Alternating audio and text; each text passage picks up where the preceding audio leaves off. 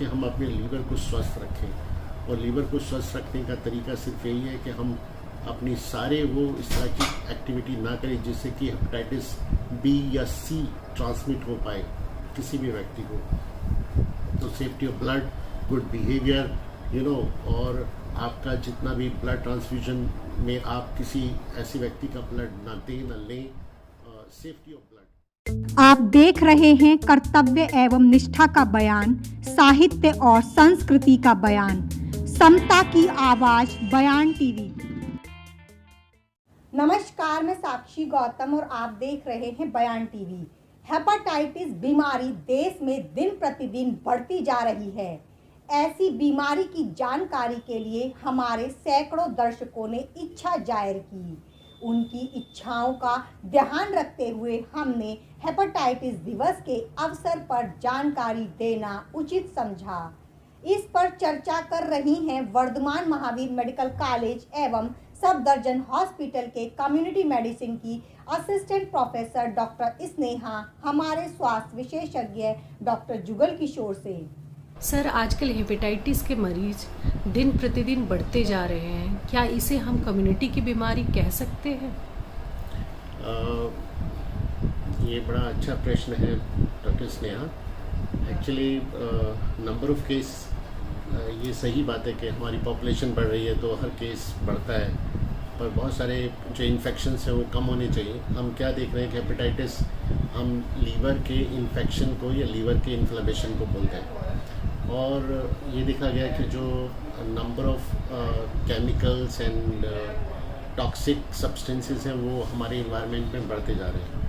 और वही एक रीज़न है कि जब कोई भी चीज़ हम खाते हैं या पीते हैं तो वो लीवर के थ्रू फिल्टर होता है या उसमें मेटाबॉलिज्म होता है। तो ऐसा माना गया है कि 500 तरह के ऐसे फंक्शंस हैं जो लीवर के अंदर होते हैं हर दिन।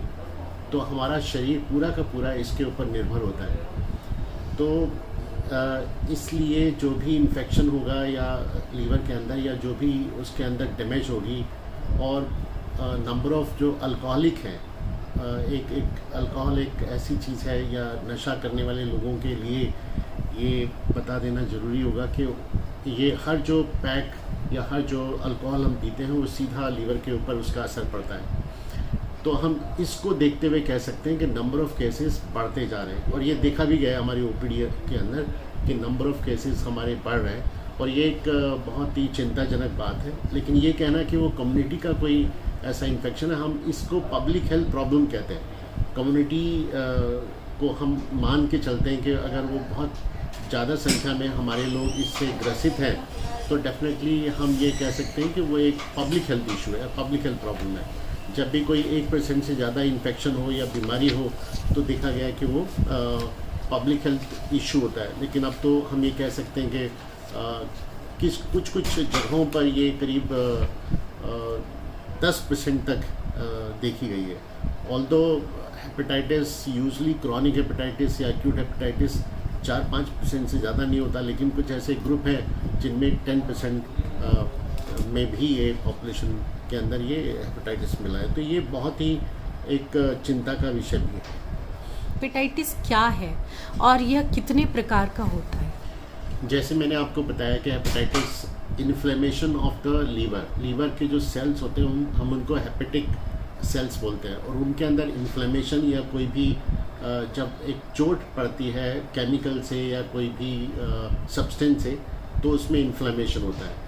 इन्फेक्शन भी उस तरह का काम करता है कि इन्फेक्शन कोई भी होगा तो वो इन्फेक्शन हो या फिर कोई डैमेज हो तो उसको हेपेटाइटिस हो सकता है। तो टाइटिस मीन्स लाइक इन्फ्लेमेशन।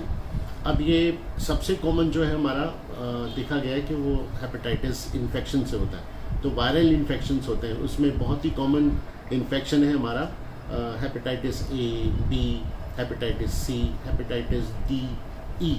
ये ऐसे ग्रुप हैं हेपेटाइटिस के जो सबसे कॉमन है। इसके अलावा और दूसरे वायरसेस भी हैं जो इन्फ्लेमेशन करते हैं। कुछ ऐसी केमिकल्स हैं जैसे कि अल्कोहल को लेना हो गया, या फिर हम कोई ऐसी दवाएं हैं जो सीधा उस पर असर डालती हैं, तो वो भी एक रीज़न होता है।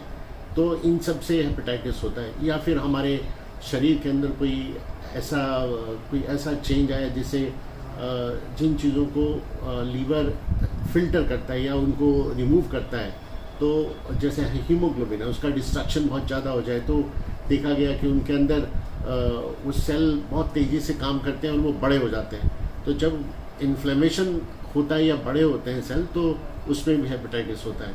तो हिंदी में ज़्यादातर हम कहते हैं पीलिया हो गया है ना, ज़्यादातर हम उसको कहते हैं, लेकिन हर हेपेटाइटिस में ज़रूरी नहीं कि पीलिया हो, कभी कभी वो अनरिकॉग्नाइज भी होता है। तो ये इन्फेक्शियस भी हो सकता है, नॉन इन्फेक्शियस भी हो सकता है। ये हेपेटाइटिस किन किन कारणों से होता है? जैसे मैंने आपको बताया कि ये इन्फेक्शन भी हो सकता है और एक्सपोजर टू ड्रग्स हो सकता है, एक्सपोजर टू केमिकल्स हो सकते हैं, या अल्कोहल एक सबसे बड़ा रीज़न है वो हो सकता है। तो ये सारे रीज़न होते हैं जिनसे हेपेटाइटिस होता है। सर, हेपेटाइटिस बी का हमारे शरीर पर क्या प्रभाव पड़ता है? हेपेटाइटिस बी एक वायरल इन्फेक्शन है, तो बड़ा कॉमन भी है और देखा गया कि जब ये सेल को इन्फेक्शन करता है तो इसमें हेपेटाइटिस बी वायरल इन्फेक्शन या वायरल हेपेटाइटिस बी बोलते हैं उसको, या इन्फेक्शस हेपेटाइटिस बोलते हैं। उसकी रीज़न भी डिफरेंट है कि वो क्यों होता है, लेकिन ये देखा गया कि ये कंटिन्यूसली रहता है।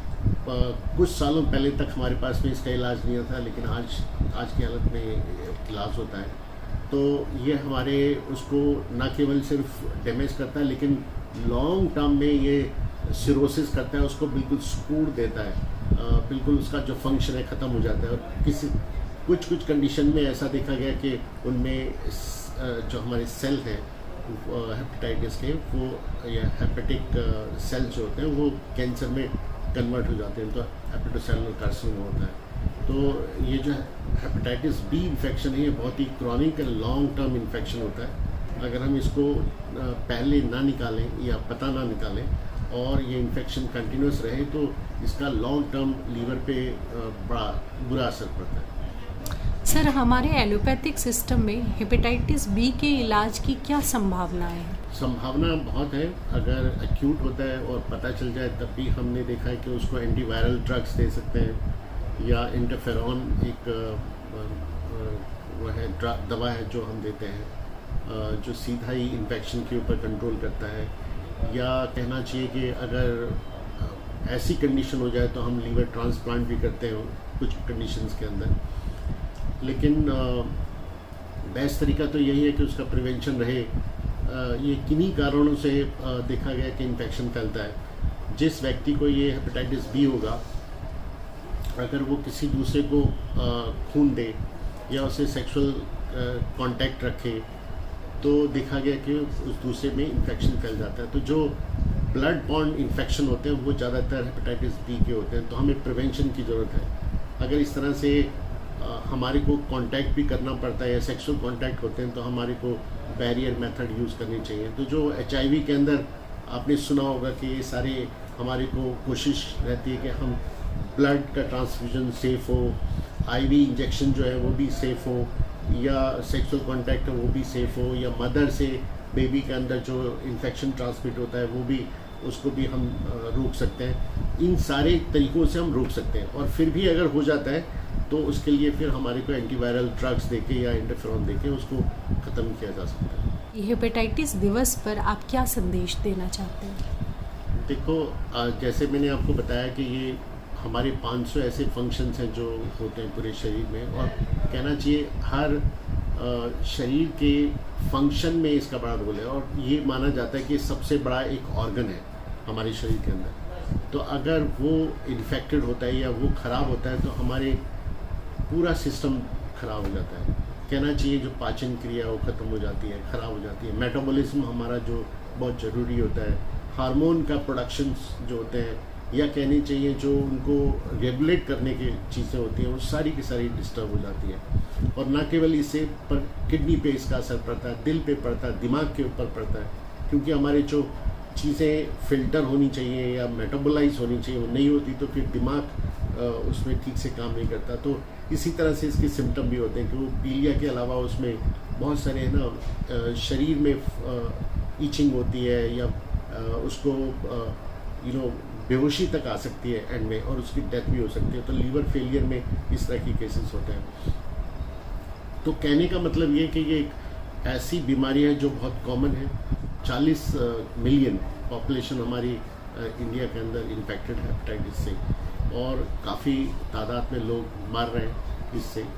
और इसका इलाज सिर्फ यही है कि या तो प्रिवेंशन हो, या फिर अगर हम इसको जल्दी से पता लगा लें तो ट्रीटमेंट करें। अदरवाइज तो liver transplantation is very very costly affair, और सब जगह होता भी नहीं। तो बेस्ट यही रहेगा कि हम अपने लीवर को स्वस्थ रखें, और लीवर को स्वस्थ रखने का तरीका सिर्फ यही है कि हम अपनी सारे वो इस तरह की एक्टिविटी ना करें जिससे कि हेपेटाइटिस बी या सी ट्रांसमिट हो पाए किसी भी व्यक्ति को। तो safety of blood, good behaviour, और आपका जितना भी ब्लड ट्रांसफ्यूजन में आप किसी ऐसे व्यक्ति का ब्लड ना दें ना लें, सेफ्टी ऑफ ब्लड, ये चीज़ें, और इंजेक्शन आप इधर उधर ना लगवाएं। तो मुझे लगा, और आईवी ड्रग यूजर्स है ना, उसमें भी देखा गया कि अगर कोई व्यक्ति अगर हेपेटाइटिस बी वाला है और वो ड्रग यूज़ करता है तो डेफिनेटली दूसरे व्यक्ति को भी इन्फेक्शन हो सकता है अगर वो सेम ही निडल यूज़ करें। तो इन सारी चीज़ों को हम प्रिवेंशन से ही बचा सकते हैं। तो ये जो जानकारी है उसके बारे में ज़्यादा लें, और क्या आपको तकलीफ़ हो सकती है उससे, उस पर आप ध्यान दें, और अपने लीवर को स्वस्थ रखें। सर, आपके इन सारी महत्वपूर्ण जानकारी प्रदान करने के लिए बहुत बहुत धन्यवाद। ऐसी ही और बीमारियों से संबंधित जानकारी के लिए कमेंट्स बॉक्स में हमें ज़रूर लिखें। मिलते हैं फिर एक नई सी तरह की चर्चा के साथ।